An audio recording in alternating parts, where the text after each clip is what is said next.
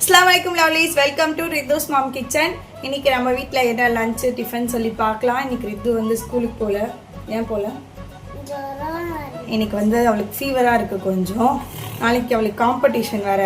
So இன்னைக்கு போனா இன்னும் கொஞ்சம் டயர்ட் ஆயிட்டு நாளைக்கு காம்படிஷன் அட்டென்ட் பண்ண முடியாதுன்னு சொல்லிட்டு இன்னைக்கு ஸ்கூலுக்கு அனுப்பல. ஸோ நம்ம இன்னைக்கு என்ன லஞ்ச் சொல்லி பார்க்கலாமா? வாங்க போகலாம்.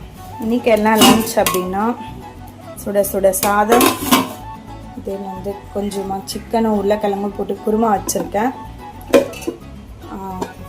எக்கும் வந்து பாயில் பண்ணி வச்சுருக்கேன்.